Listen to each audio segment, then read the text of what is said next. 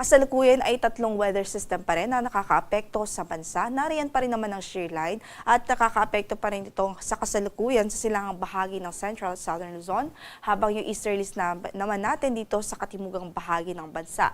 At nariyan pa rin naman ang amihan, prevailing pa rin ito doon sa sa hilagang Luzon, o partikular ka po dito sa Northern Luzon.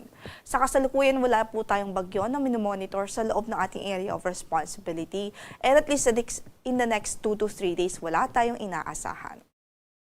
So sa pagtayo ng ating panahon, mananatiling maulap ang papawurin at mataas pa rin ang tsansa ng mga pag-ulan dito sa mainland Cagayan, sa Isabela, Aurora, Quirino, Nueva Vizcaya, maging dito po sa Bulacan, Rizal, Quezon Province, Laguna at Camarines Norte. Yan ay epekto ng shear line. O ito po yung boundary, banggaan po yan ng northeasterlies at easterlies. Samantala, makakaranas din ng bahagyang maulap hanggang sa maulap na papawurin at mga puno-pulong mahihinang pag-ulan naman ang Batanes, Boboyan Islands, Apayao, maging dito po sa Ilocos Norte. Yan ay epekto naman ng northeast monsoon. Samantala sa natitirang bahagi ng Luzon, including Metro Manila, generally fair weather naman ang mararanasang panahon, although hindi natin inaalis pa rin yung tsansa ng mga biglaang pagbuhos ng ulan, mga panandalian or short-lived na mga pagbuhos ng ulan yan due to localized thunderstorms. At inaasahan natin sa araw na ito, bahagyang mas mainit ang inaasahan nating temperatura kumpara sa mga nakalipas na araw. Although sa mga uplands o mountainous areas, inaasahan pa rin natin ang malamig na temperature, especially dito sa Benguet or Cordillera Administrative Region at maging dito sa ilang bahagi po ng Calabarzon.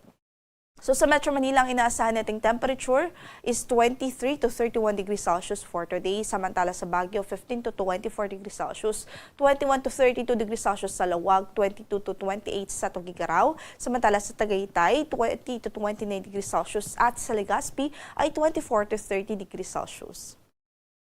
Samantala, dahil pa rin sa easterlies, makakaranas din ng maulap na papawurin na may mga kalat-kalat na pagulan at pagkilat-pagkulog ang Davao Oriental, Davao Occidental, maging ang mga lalawigan ng Basilan, Sulu at Tawi-Tawi. Yan ay bunsod pa rin ng easterlies. Sa natitirang bahagi naman ng Visayas at sa natitirang bahagi pa ng Mindanao, asahan natin ng bahagyang maulap hanggang sa maulap na papawurin at posibilidad ho ng mga thunderstorm occurrences.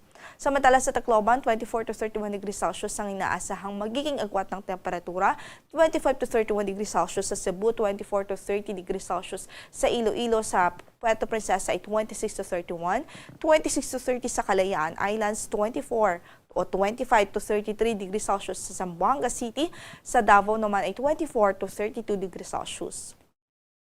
Wala po tayong gale warning na nakataas ngayon sa namang bahagi ng ating mga baybaing dagat, kaya't malaya namang makakapalaot ang ating mga mandaragats kahit yung mga gumagamit po ng maliliit na sasakyang pandagat.